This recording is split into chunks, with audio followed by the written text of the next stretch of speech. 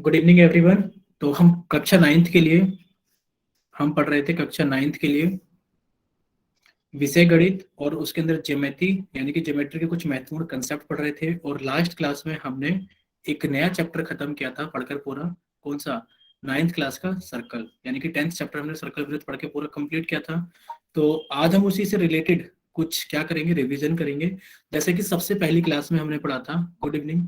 तो सबसे पहली क्लास में हमने क्या चीज पढ़ी थी? सबसे पहली क्लास के अंदर हमने वृत्त के बारे में पढ़ा था और उससे रिलेटेड कुछ छोटी छोटी जो टर्म्स हमारे पास में होती है कि केंद्र क्या होता है, त्रिज्या क्या होता है, जीवा क्या होता है और व्यास क्या होता है। हमने इन चारों के बारे में पढ़ा था फर्स्ट क्लास के अंदर। आज इनसे रिलेटेड हम कुछ प्रश्न आपसे पूछेंगे और प्रश्न के जरिए ही देखेंगे कि इस बच्चे को कितना याद है। और जो चीज आपको ठीक समझ में आती है ठीक है, और अगर किसी बच्चे को कोई डाउट होगा तो वो प्रश्न के जरिए ही क्या किया जाएगा, वो भी सोल्व किया जाएगा। तो आपके बच्चे माइक बंद रखेंगे सभी बच्चे, ठीक है। आपका चैट सेक्शन बंद किया जाता है कुछ समय के लिए।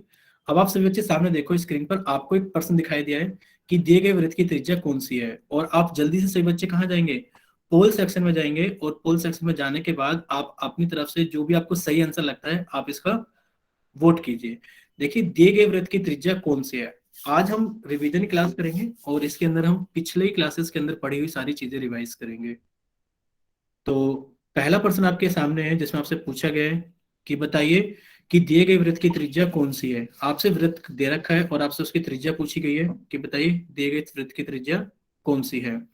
जिन बच्चों के पास में पोल का ऑप्शन नहीं आता वो परेशान मत होना। वो क्या करना, चैट सेक्शन के अंदर जाने के बाद अपना ऑप्शन टाइप कर सकते हैं। अभी हम चैट सेक्शन खोल देंगे कुछ समय के बाद में। चलिए, तो काफी सारे बच्चों ने पोल कर दिया है। अब आपके पास में आखिरी 10 सेकंड है कि जल्दी से सही बच्चे पोल के अंदर वोट कीजिए। आखिरी 10 सेकंड आपके पास में है कि दिए गए वृत्त की त्रिज्या कौन सी है। बच्चे माइक बंद रखेंगे सभी। हाँ, तो अब आपके पास में 5 सेकंड है। 5, 4, 3, 2, 1। अब आपका पोल एंड किया जाता है। अब आपका पोल एंड किया जाता है। अब आपका चैट सेक्शन ओपन किया जाता है। अब आप जल्दी से चैट सेक्शन में जाएंगे और अपनी तरफ से सही ऑप्शन जो भी आपको लगता है वो आप वोट करेंगे। अब आप सभी बच्चे जल्दी से चैट सेक्शन में जाइए और अपनी तरफ से जो भी आपको सही ऑप्शन लगता है वो आप जल्दी से टाइप करके भेजिए कि सर इसका ये वाला ऑप्शन सही है।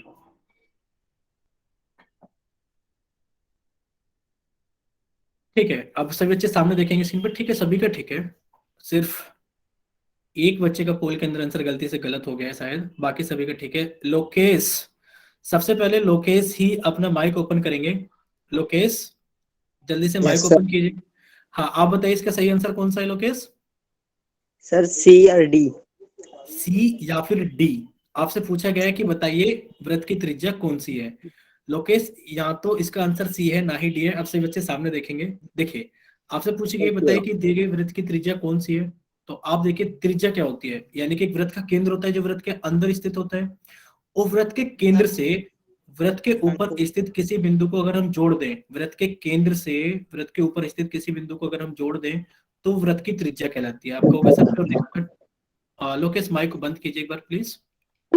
सभी बच्चे माइक बंद करेंगे, ठीक है। कोई भी बच्चा माइक ओपन नहीं करेगा ताकि आप अच्छे से समझ सकें। देखिए, तो वृत्त के केंद्र से वृत्त के ऊपर स्थित किसी बिंदु को जोड़ने वाला जो रेखाखंड बनता है वो क्या कहलाता है? रेखाखंड। जैसे रेखाखंड ओपी क्या कहलाएगा? आपका त्रिज्या कहलाएगा। क्या कहलाएगा? रेखाखंड ओपी आपका त्रिज्या कहलाएगा। तो ये आपकी त्रिज्या है ओपी, यानी कि वृत्त के केंद्र से वृत्त के ऊपर स्थित किसी बिंदु को जोड़ देने से जो रेखाखंड बनकर तैयार होता है वो क्या कहलाता है? वृत्त का त्रिज्या कहलाती है, वृत्त की त्रिज्या कहलाती है। अब आपको यही ऑप्शन चीजें पूछी गई है। अब देखो, आपको एक चीज और याद रखनी है। अगर ये बिंदु P, मान लो हमने बिंदु क्यों लिया, वो वृत्त के बाहर स्थित है। अब आपने एक रेखाखंड लिया जो केंद्र को और इस बिंदु को जोड़ता है, तो क्या ओ क्यू इसका त्रिज्या कहलाएगा? आप कह दोगे नहीं सर, ओ क्यू इसकी त्रिज्या नहीं होगी, क्योंकि बिंदु हमेशा वृत्त के ऊपर ही स्थित होना चाहिए, वृत्त के बाहर नहीं होना चाहिए। अगर आप वृत्त के अंदर कोई स्थित कोई बिंदु ले लेते हैं, मान लेते हैं आपने यहाँ पे बिंदु कोई ले लिया, आपने यहाँ पे टी बिंदु ले लिया जो वृत्त के अंदर है, ये रहा टी बिंदु। अगर आप ओ और टी को जोड़ दोगे तो ये ओ टी क्या आपका त्रिज्या कहलाएगा? ये भी आपकी त्रिज्या नहीं कहलाएगी। यानी कि त्रिज्या सिर्फ वही कहलाएगी जो केंद्र से वृत्त के ऊपर स्थित बिंदु को जोड़ा गया होगा। अब आप देखिए यहाँ पर ऐसी कौन सी लाइन है जो केंद्र से वृत्त के ऊपर स्थित बिंदु को जोड़ रही है?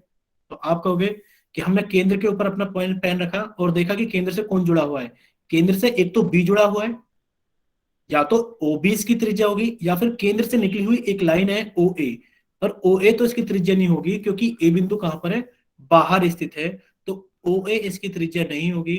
और केंद्र से स्थित बिंदु बी, यानी कि आप कहोगे जो ओ बी है, ये क्या होगी, इसकी त्रिज्या होगी। अब आप बताइए इसका सही आंसर कौन सा है। आप कहोगे सर ओ बी इसकी त्रिज्या है, यानी कि आप कहोगे सर विकल्प बी, यानी कि ओ बी सही आंसर है। अब लोकेश जल्दी से आप अपना माइक ओपन करके बताइए आपको समझ में आ गया या नहीं आया है।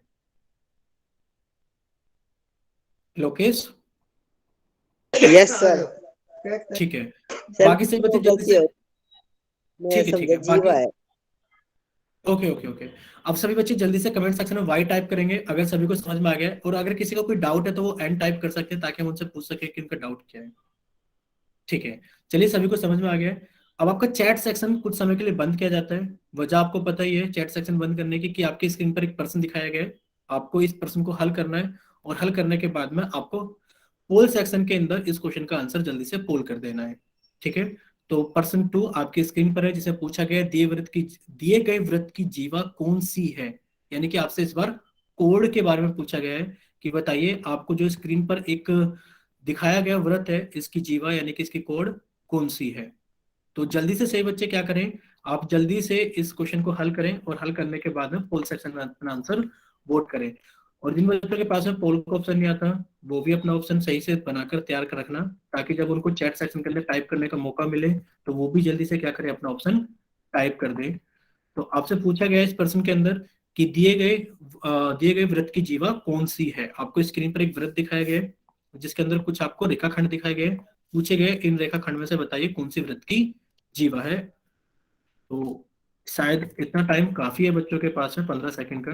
तो आपके पास में 15 सेकंड है, आप जल्दी से सोल्व करना, और सोल्व करने के बाद में पोल सेक्शन के अंदर वोट करना। ठीक है बच्चों। और जिन बच्चों के पास में पोल का ऑप्शन नहीं आता, वो भी क्या करें, वो जल्दी से अपना क्वेश्चन सोल्व करने के बाद में अपना ऑप्शन बना के रख लेना, ताकि जब आपको चैट ओपन किया जाए तो आप अपना ऑप्शन जल्दी से उसके अंदर टाइप कर सकें। चलिए, अब आपके पास में 10 सेकंड है।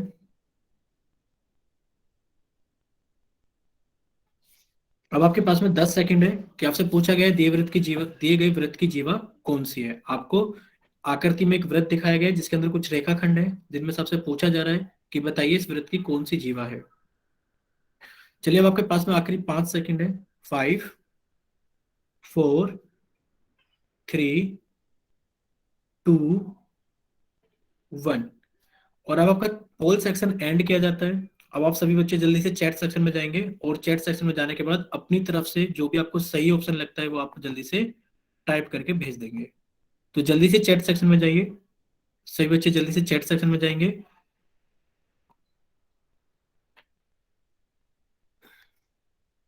ठीक है, अब सभी बच्चे सामने देखेंगे स्क्रीन पर। ठीक है, सभी बच्चे सामने देखेंगे स्क्रीन पर। आपसे पूछा गया है कि दिए गए वृत्त की जीवा कौन सी है। आपको यहाँ पर आकृति में एक वृत्त दिया गया है, जिसमें पूछा गया है कि बताइए इसकी जीवा कौन सी है।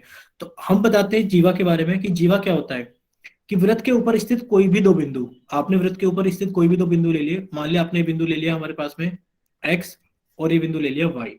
तो वृत्त के ऊपर स्थित दो बिंदुओं को जब हम आपस में जोड़ देते हैं, वृत्त के ऊपर स्थित दो बिंदुओं को जब हम आपस में जोड़ देते हैं, तो जो रेखाखंड बनकर तैयार होता है, ये क्या कहलाती है, वृत्त की जीवा कहलाती है। क्या कहलाती है, वृत्त की जीवा कहलाती है। यानी कि दोनों ही बिंदु, यानी कि दोनों ही पॉइंट कहाँ होने चाहिए, वृत्त के ऊपर।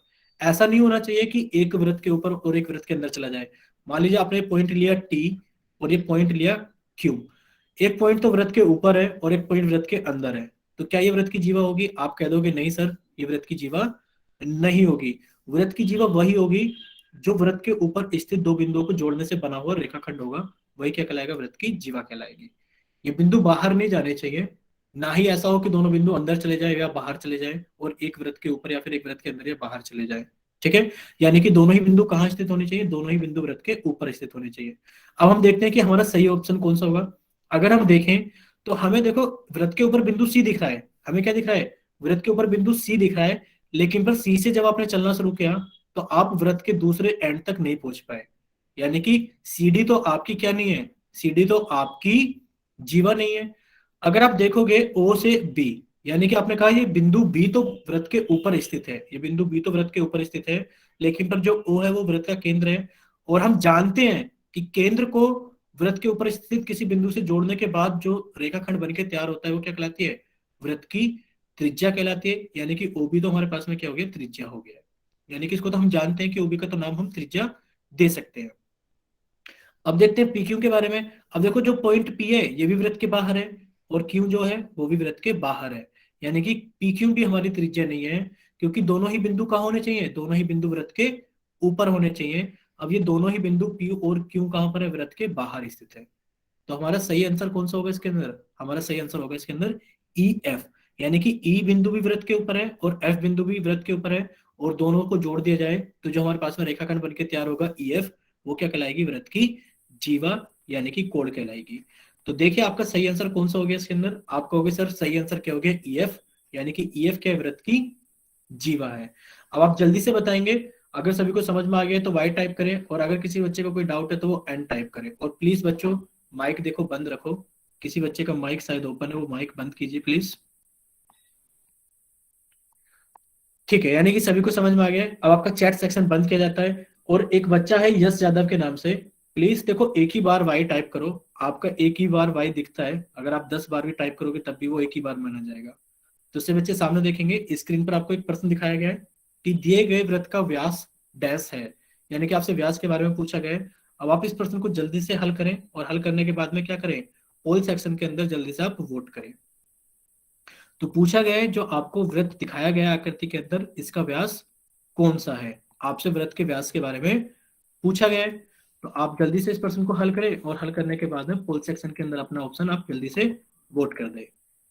बाकी बच्चे जिनके पास में पोल का ऑप्शन नहीं आता है वो भी इस प्रश्न को हल करें, और अपनी कॉपी के ऊपर अपना सही आंसर लिख लें, ताकि जब चैट सेक्शन में उनको मौका मिले टाइप करने का तो वो जल्दी से अपना ऑप्शन भेज दे। चलिए, अब आपके पास में काफी समय है 10 सेकंड का इस प्रश्न को करने के लिए। अब आपके पास में 10 सेकंड है, से बच्चे जल्दी से हल करेंगे। और बच्चे जिसका भी माइक ओपन है शायद बंद कर लेना प्लीज।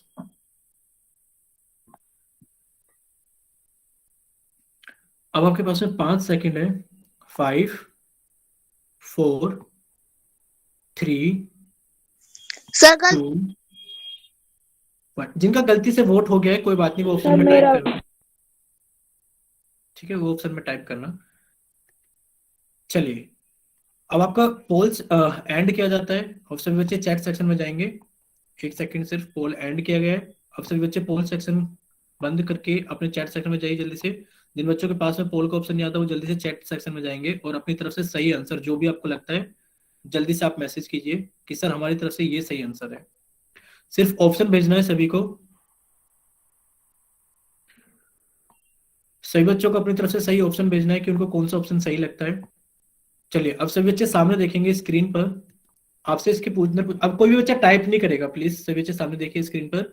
दिए गए वृत्त का व्यास डैश है, यानी कि आपसे व्यास के बारे में पूछा गया है।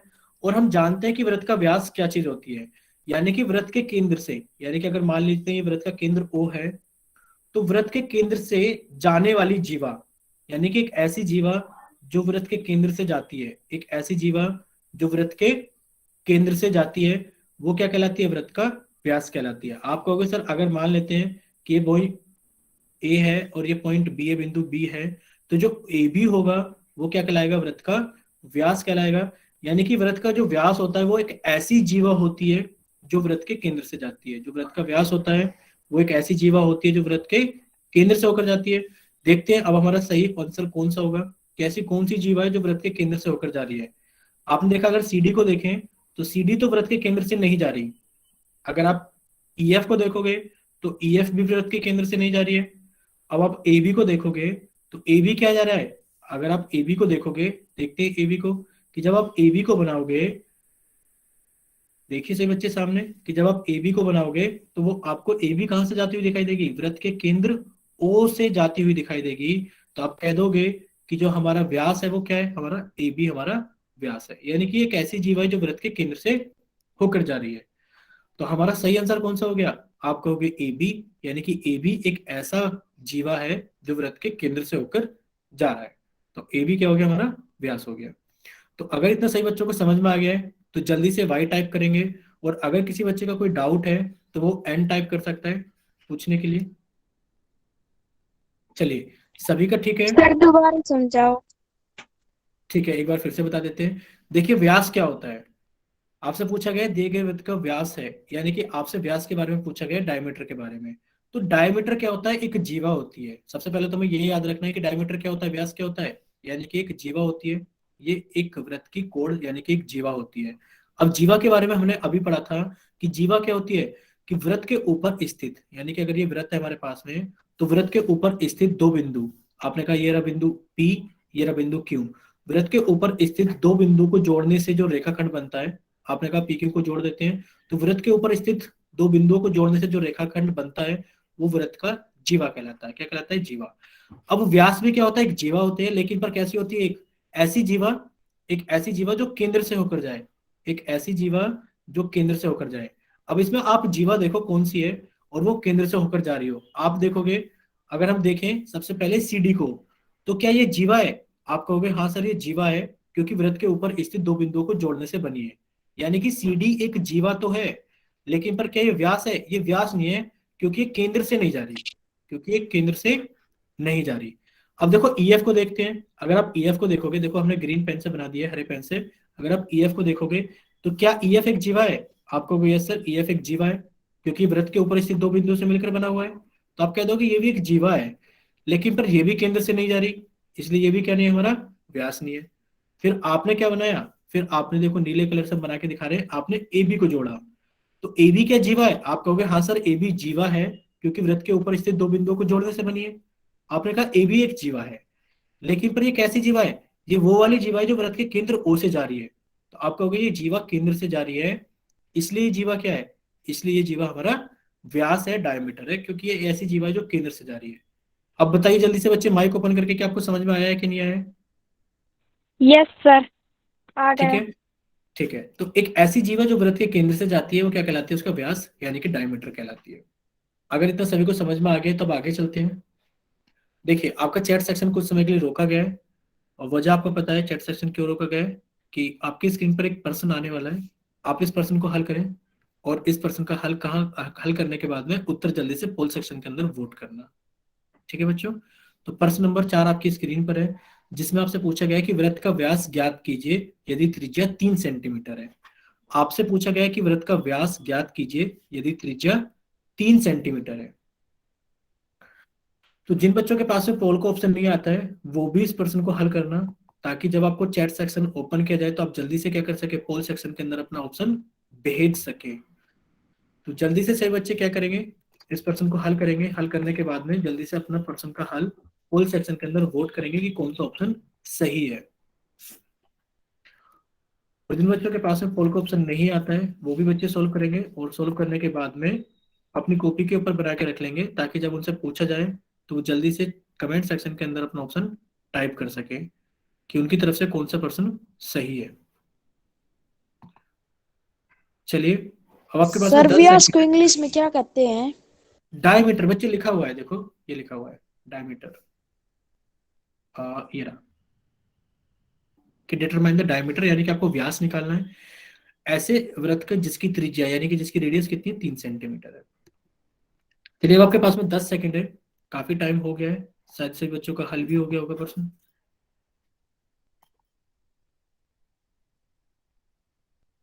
तो अब आपके पास में लास्ट 5 सेकंड है, 5, 4, 3, 2, 1। अब आपका पोल सेक्शन एंड किया जाता है। अब सभी बच्चे जल्दी से जाएंगे चैट सेक्शन के अंदर, सभी बच्चे जल्दी से जाएंगे, बच्चे माइक बंद प्लीज, सभी बच्चे जल्दी से जाएंगे, जल्दी से चैट सेक्शन के अंदर जाएंगे सभी बच्चे, और अपनी तरफ से सही ऑप्शन भेजेंगे कि आपको कौन सा ऑप्शन सही लगता है।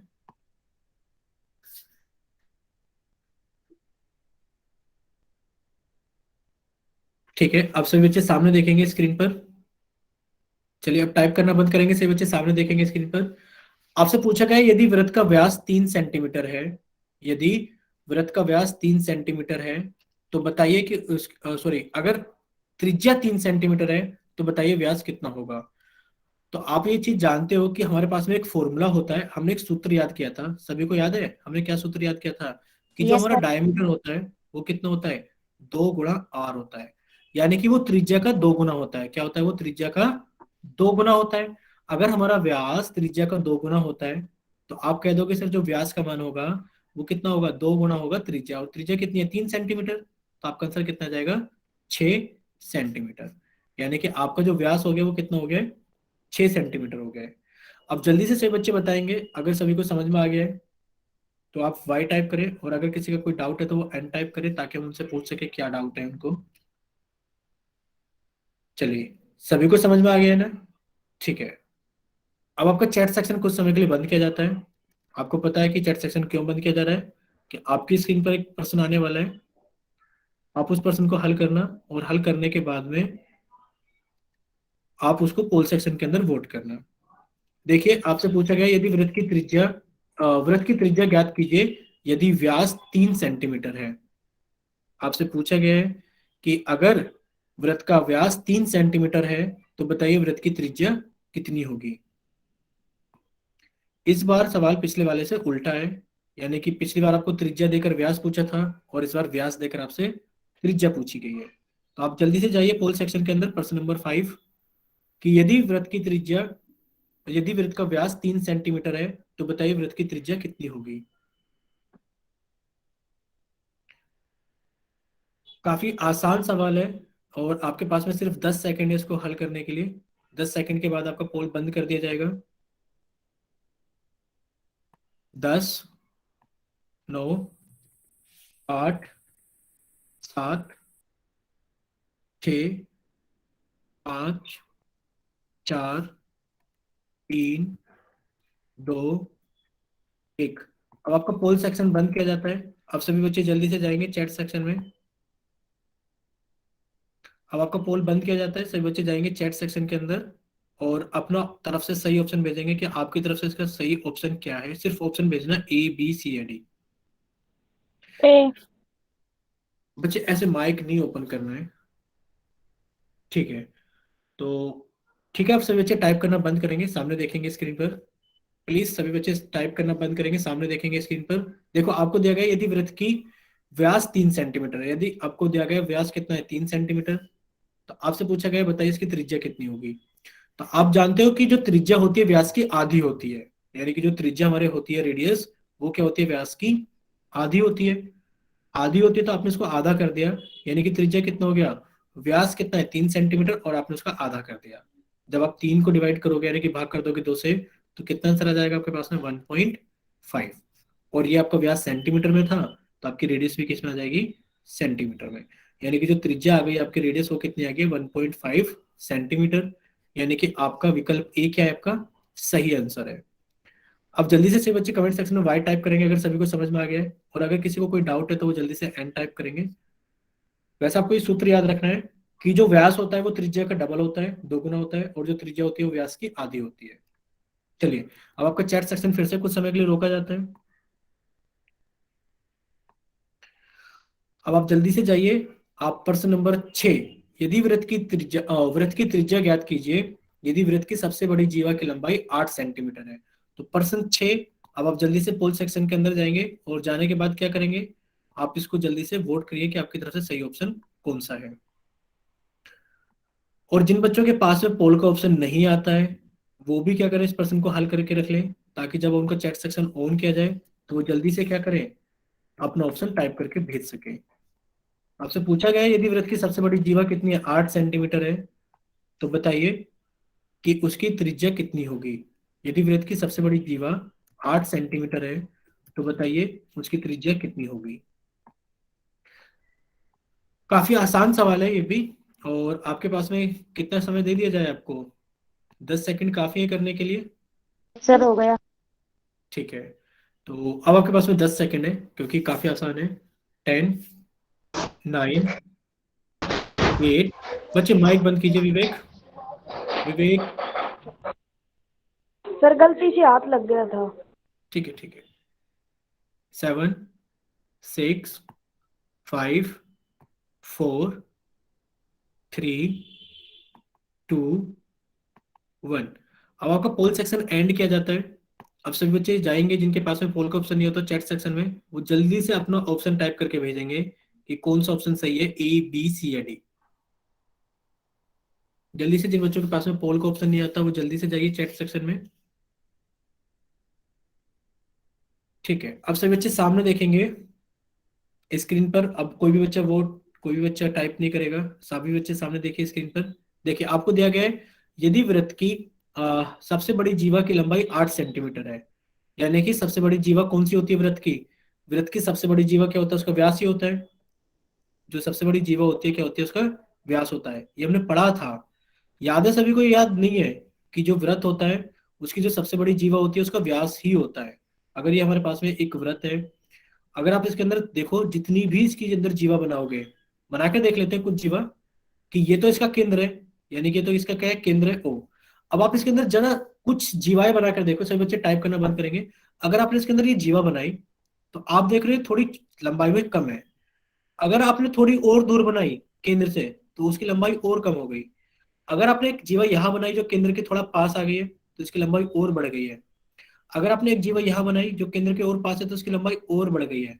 और आप देख पा रहे हो कि जो जीवा केंद्र से पास होती है उसकी लंबाई सबसे ज्यादा होती है।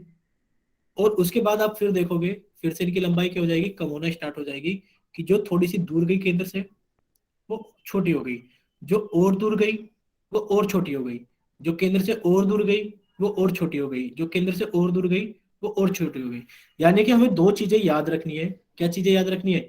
एक तो जो वृत्त की सबसे बड़ी जीवा होती है वो व्यास होती है, यानी कि आप कह सकते हो जो सबसे बड़ी जीवा होती है, लिख देते हो सबसे बड़ी जीवा। जो वृत्त की सबसे बड़ी जीवा होती है वो उसका खुद का क्या होती है? व्यास होती है। एक तो हमें ये याद रखना है, ठीक है, कि जो सबसे बड़ी जीवा होती है वो व्यास होती है।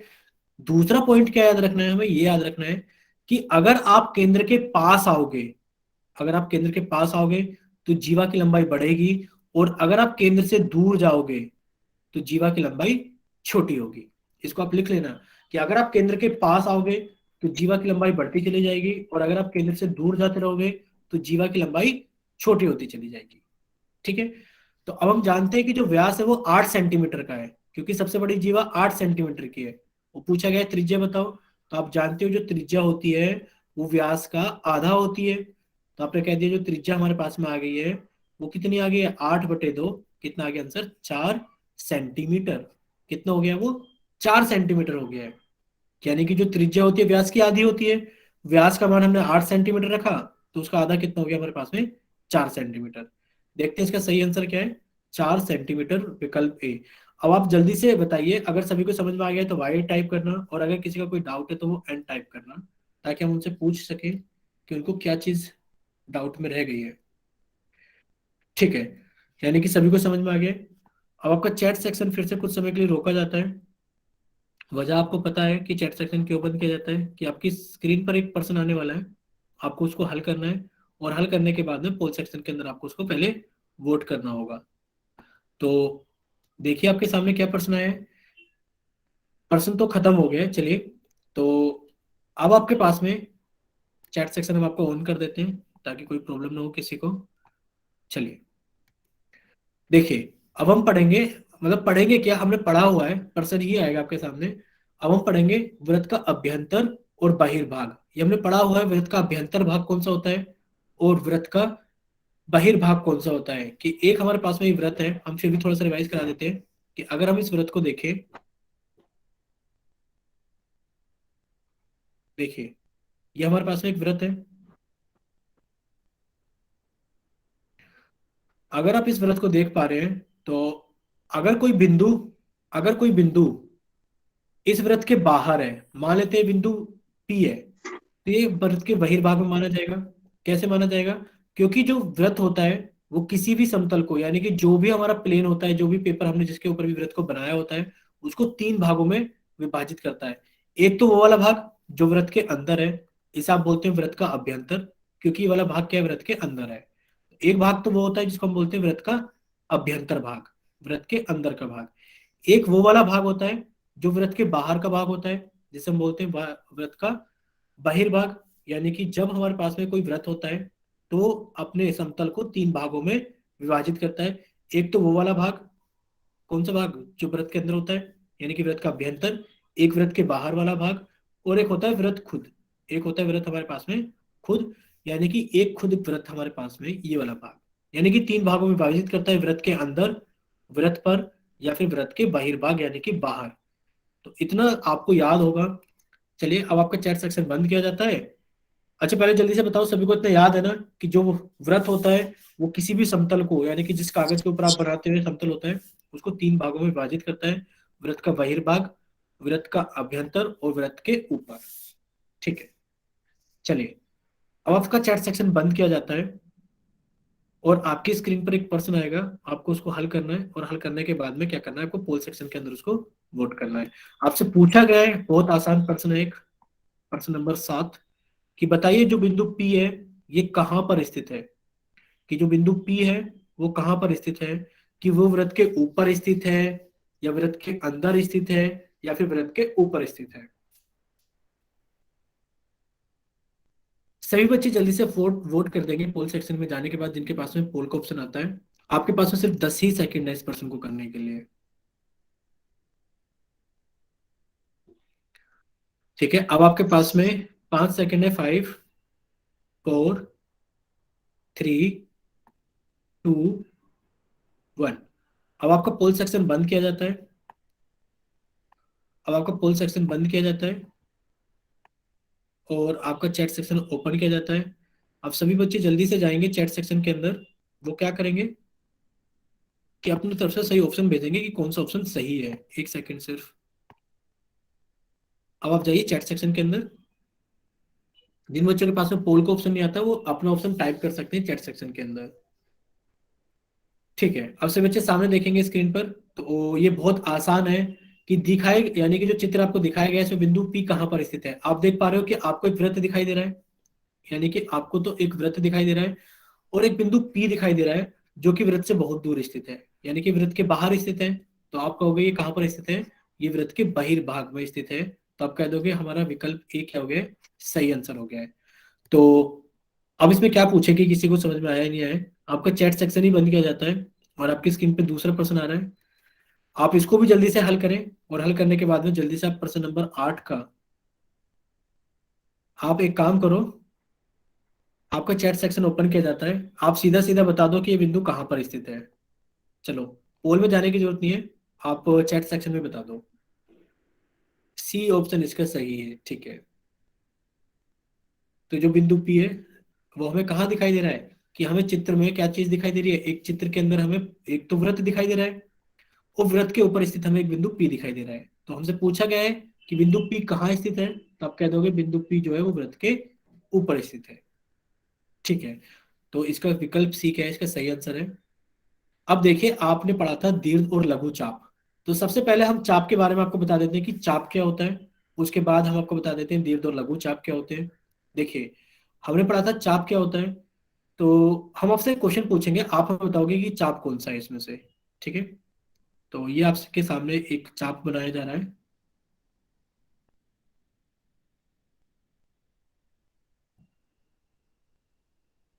सर एक बार फिर समझाना।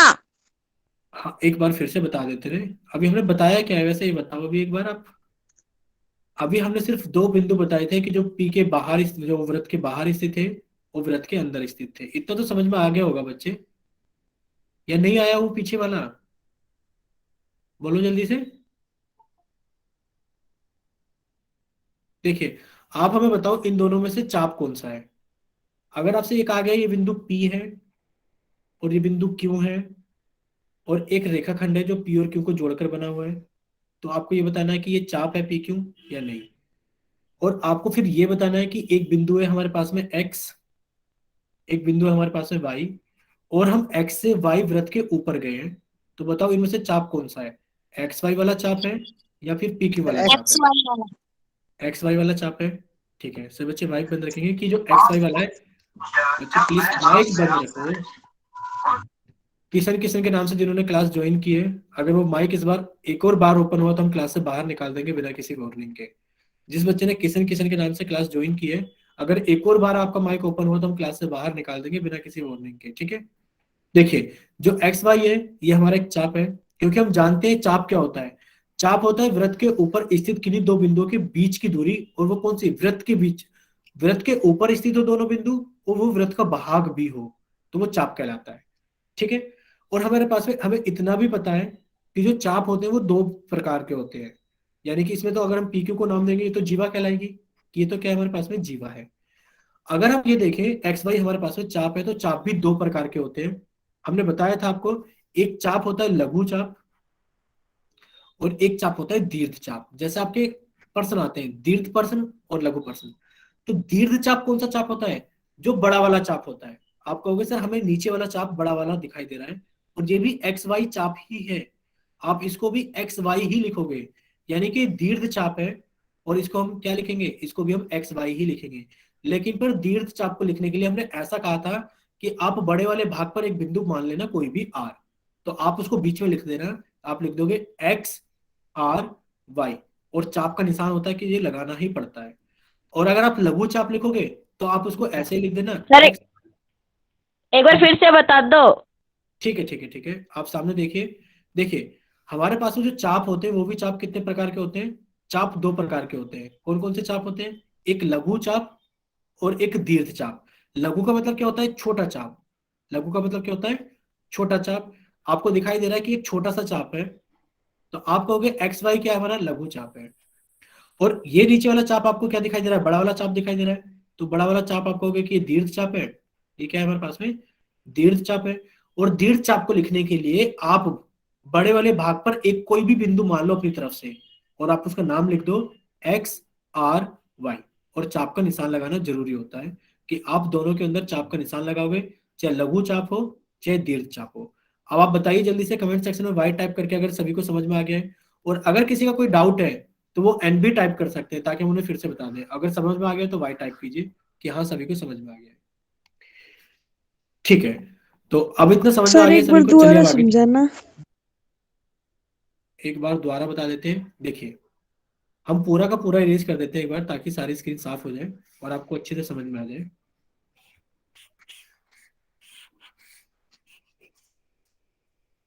देखिए ये हमारे पास में एक वृत्त है, और वृत्त के ऊपर स्थित अगर हमने कोई दो बिंदु ले लिए, हमने इसके ऊपर स्थित कोई दो बिंदु ले लिए जिसका नाम हमने दे दिया है पी और जिसका नाम हमने दे दिया है क्यू, तो आप कहोगे पी क्यू, यदि आप वृत्त के ऊपर जाके जोड़ोगे तो ये आपका एक चाप बन जाएगा।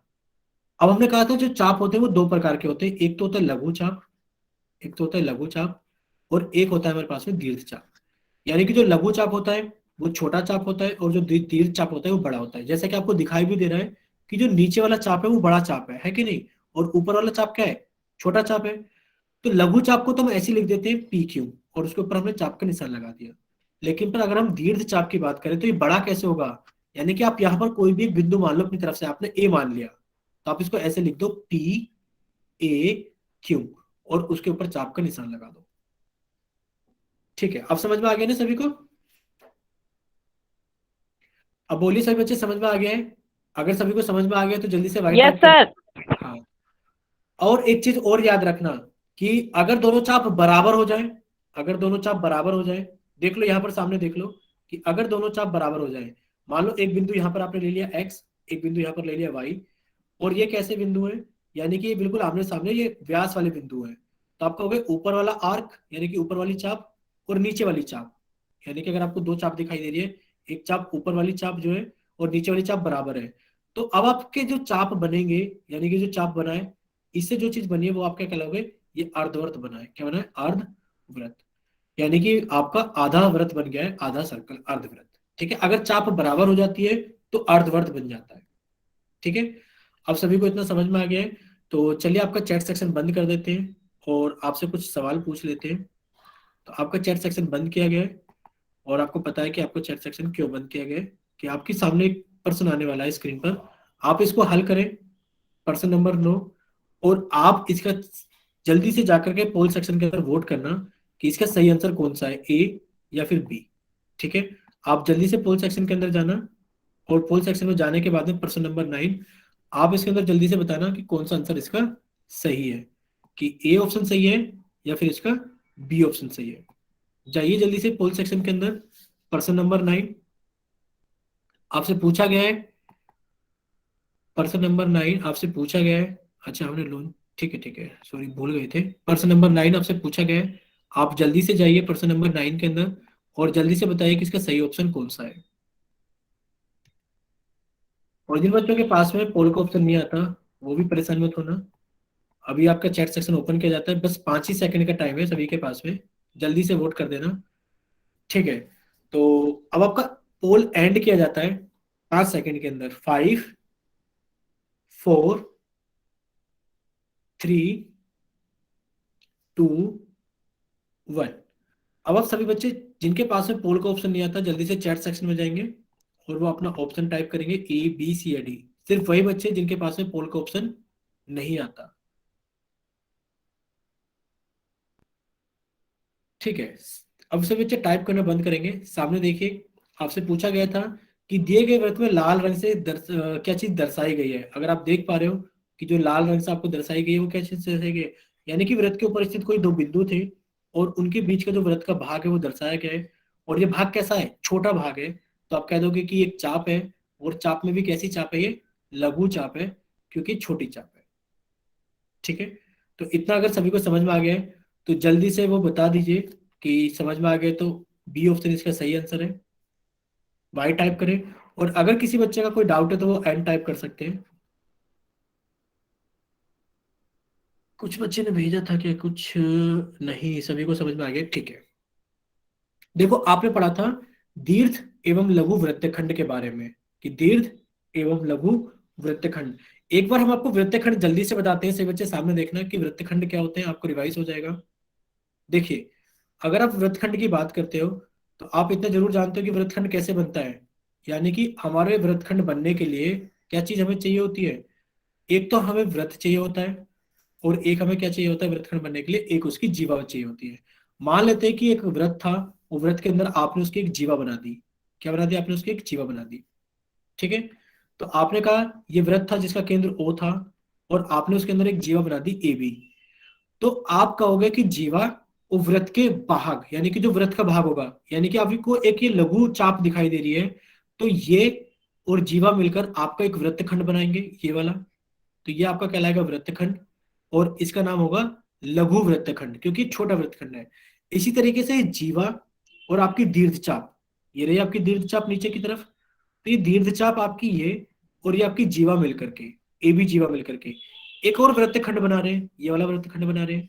और ये वृत्तखंड कैसा है, बड़ा वृत्तखंड है, तो आप इसको कहोगे, क्या कहोगे, ये हमारे पास में दीर्घ वृत्तखंड है। क्या ये हमारे पास में दीर्घ वृत्तखंड है और ये हमारे पास में क्या है, लघु वृत्तखंड है। तो हमारे पास में एक चीज समझ में आ गई कि वृत्तखंड कैसे बनता है, यानी कि जो हमारे पास में जीवा होती है ये वृत्त के अंदर दो वृत्तखंड बना देती है, एक लघु होता है और एक दीर्घ होता है। अगर ये जीवा हमारे बीच में आ जाए तो जो हमारे दोनों वृत्तखंड बनेंगे वो दोनों वृत्तखंड के होंगे, बराबर होंगे, और उस वृत्तखंड को हम क्या कहेंगे, अर्धवृत्त भी कहेंगे।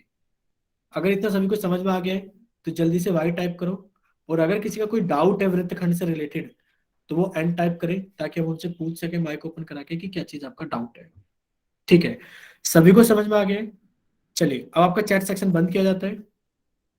वजह सभी को पता है चैट सेक्शन बंद करने की क्या है, कि आपके सामने एक पर्सन आने वाला है जिसका आंसर आपको क्या करना है, पोल सेक्शन के अंदर वोट करना है। देखिए आपसे पूछा गया है कि आपको बताना है कि बताइए कि कथन सत्य है या असत्य है। आपसे कथन के बारे में पूछा गया है कि ये कथन सत्य है या असत्य है, और उसके अंदर पूछा गया है कि जो हमारे पास में व्यास होता है, कि वृत्त का व्यास वृत्त को दो बराबर वृत्तखंड में विभाजित करता है, यानी कि जो हमारे वृत्त का व्यास होता है वो वृत्त को क्या करता है, दो वृत्तखंड में, दो बराबर वृत्तखंड में विभाजित करता है। तो प्रश्न नंबर 10 आपकी स्क्रीन पर है, आप जल्दी से जाइए और पोल सेक्शन में आप वोट कीजिए कि इसका सही ऑप्शन कौन सा है, ए या बी।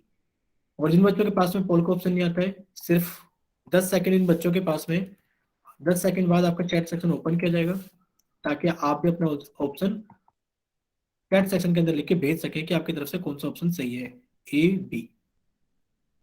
चलिए अब आपका पोल सेक्शन एंड किया जाता है 5 सेकंड के अंदर। 5, 4, 3, 2, 1। अब आपका पोल सेक्शन एंड किया जाता है। अब आपका चैट सेक्शन ओपन किया जाता है और आप सभी बच्चे जल्दी से भेजना जिनके पास में पोल ऑप्शन नहीं आता कि उनकी तरफ से सही ऑप्शन कौन सा है। जल्दी से टाइप करें चैट सेक्शन के अंदर।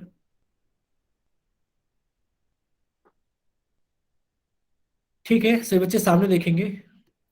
चलिए सभी बच्चे सामने देखिए, अभी टाइप करना बंद करेंगे। सभी बच्चे सामने देखिए, आपसे पूछा गया है कि बताइए कि कथन सत्य है असत्य है। यानी कि जो वृत्त का व्यास होता है, जो वृत्त का व्यास होता है वो क्या करता है, वृत्त को दो बराबर वृत्तखंड में विभाजित करता है। अभी इसी चीज के ऊपर हमने बात की थी कि जो वृत्त का व्यास होता है, अगर आप वृत्त के व्यास को देखोगे कि हमारे पास में ये वृत्त है, अगर आप इसके व्यास को देखोगे तो इसका व्यास कहां पर होगा, इसके केंद्र से जा रहा होगा। और जब कोई व्यास केंद्र से जा रहा है, आप देख पा रहे हो, तो वो क्या करेगा, इस वृत्त को दो बराबर हिस्सों में भाग देगा। यानी कि दो वृत्त को दो बराबर हिस्सों में विभाजित कर देगा, एक ऊपर वाला हिस्सा और एक नीचे वाला हिस्सा जो इसके बराबर होगा। और आप जानते हो ऐसे हिस्सों को हम क्या कहते हैं, ऐसे हिस्सों को हम कहते हैं कि जो ऊपर वाला भाग है, सिर्फ ये जो ये वाला भाग है, इसको आप अर्धवृत्त कहते हो। क्या कहते हो, अर्धवृत्त। ठीक है, तो ये दोनों हिस्से बराबर होंगे और ये कथन कैसा हो गया है, सत्य हो गया है। यानी कि जो व्यास होता है वो वृत्त को दो बराबर हिस्सों में विभाजित करता है और दोनों हिस्सों को हम वृत्तखंड भी कहते हैं। ठीक है, अब आप जल्दी से बताइए जिन बच्चों ने बी ऑप्शन भेजा था कि उनको समझ में आया है या नहीं आया है। योगेंद्र सिंह, आप जल्दी से बताइए। योगेंद्र सिंह, आपने 2 बार ऑप्शन भेजा था बी, असत्य है। अब आप जल्दी से बताइए आपको समझ में आया कि नहीं आया है। ठीक है, सभी को समझ में आ गया। चलिए,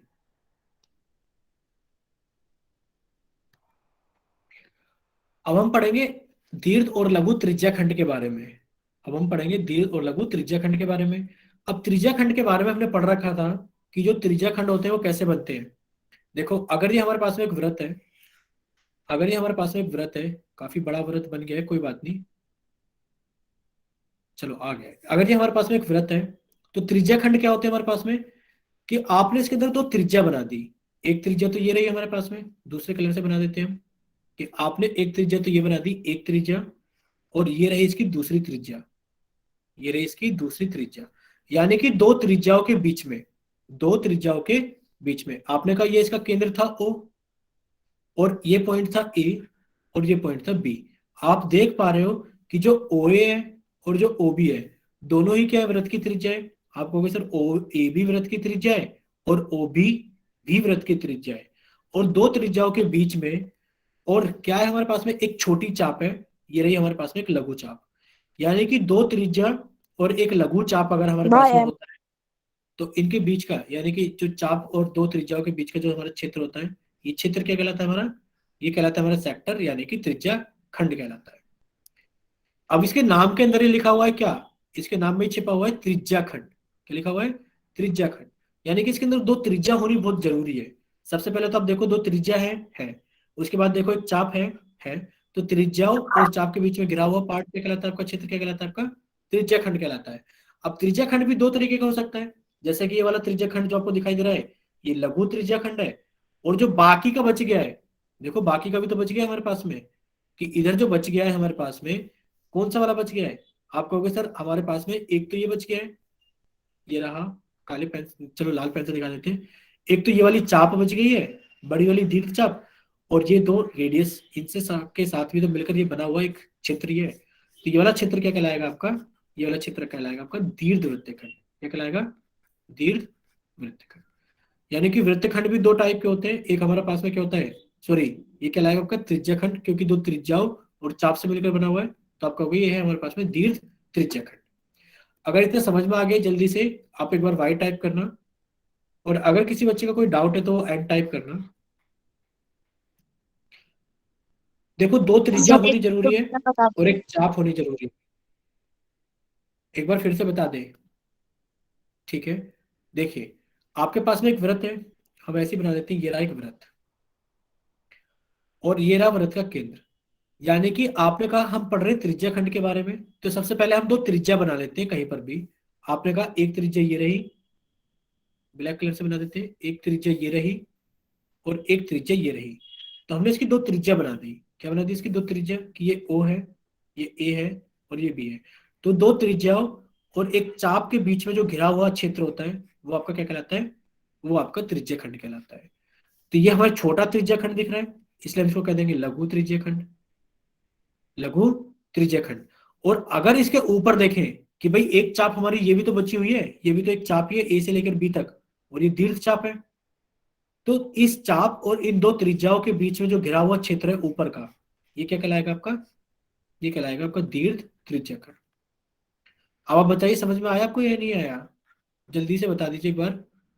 आ गया सर। ठीक है, तो अब आपका चैट सेक्शन बंद किया जाता है। अनुज कुमार के नाम से जो बच्चे हैं, ठीक है, अब आपका चैट सेक्शन बंद किया जाता है। वजह आपको पता ही है कि आपकी स्क्रीन पर एक पर्सन आने वाला है। अब आपसे इसके अंदर क्या चीज पूछी गई है, आप प्रश्न नंबर 11 के अंदर पढ़िए, और आपसे पूछा गया है इसके अंदर कि जो हमारा व्यास होता है वो वृत्त को दो बराबर त्रिज्या खंड के अंदर विभाजित करता है। तो बताइए ये सही है या गलत? तो आपकी स्क्रीन पे जो प्रश्न पूछा गया है कि जो व्यास होता है वो वृत्त को दो बराबर त्रिज्या खंड में विभाजित करता है, तो आप बताइए इसका आंसर सही है या गलत? से बच्चे जल्दी से पोल के अंदर जाएंगे और अपना जल्दी से सही ऑप्शन वोट करेंगे कि आपकी तरफ से कौन सा ऑप्शन सही है। और इसके अंदर भी आपको शायद 10-15 सेकंड का ही टाइम है, आप जल्दी से सॉल्व करना। बाकी बच्चे भी जल्दी से पोल करेंगे, और जिन बच्चों के पास में पोल का ऑप्शन नहीं आता है वो भी अपनी तरफ से अपना सही आंसर मार्क कर लेंगे, ताकि जैसे ही पोल सेक्शन खोला जाए, सॉरी जैसे ही चैट सेक्शन खोला जाए, तो आप जल्दी से अपना ऑप्शन टाइप कर दें, ए बी सी या बी।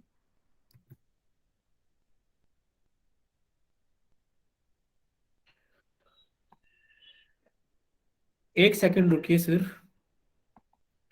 आ रहे हैं कृष्णा, आपके पास में आ रहे हैं। आपको क्लास से बाहर निकाल देंगे कृष्णा अगर आप बेवजह में ऐसे चीजें करोगे, और ये आपका हर क्लास का टाइम है, यानी कि आप हर क्लास के अंदर सबसे ज्यादा डिस्टरबेंस करते हो। अब आपका पोल सेक्शन बंद किया गया है, जल्दी से जाइए चैट सेक्शन के अंदर, और आप अपनी तरफ से सही ऑप्शन भेजना कि आपकी तरफ से सही ऑप्शन कौन सा है, ए या बी। माइक बंद रखेंगे सभी बच्चे।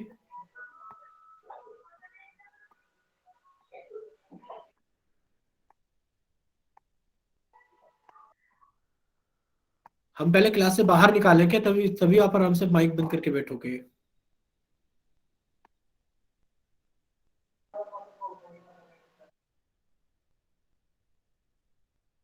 चलिए देखते हैं इसका सही आंसर क्या है।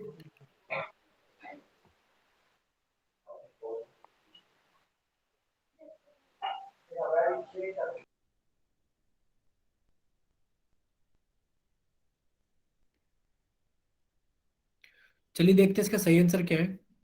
अब काफी सारे बच्चे शायद मीटिंग से जा चुके हैं, अब शायद कोई भी अपना माइक ओपन नहीं करेगा।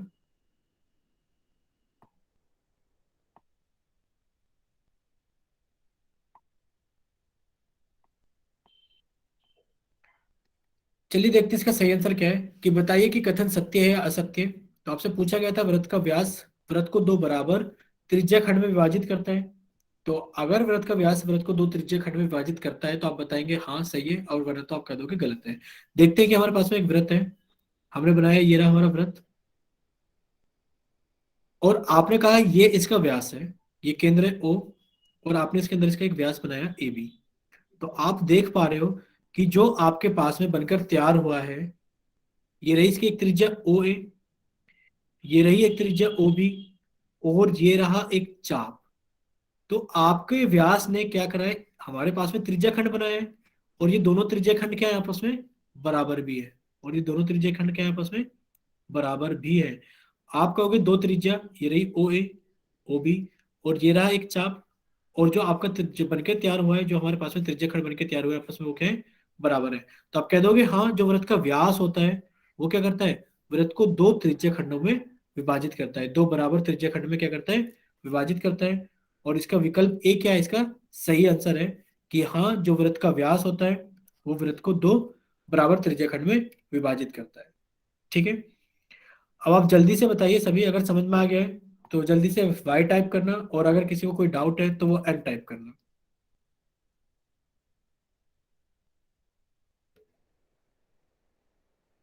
ठीक है, सभी को समझ में आ गया है? देखिए अब हम पढ़ेंगे वृत्त की परिधि के बारे में। अब हम पढ़ेंगे वृत्त के परिमाप के बारे में। तो इतना आप रिवाइज करके आना सभी बच्चे, जितना हमने पढ़ लिया है। अब हम अगली क्लास में वृत्त की परिधि और अर्धवृत्त की परिधि, वृत्त का क्षेत्रफल और अर्धवृत्त का क्षेत्रफल के बारे में पढ़ेंगे। ठीक है, तो आपकी क्लास यहीं पर रोकी जाती है।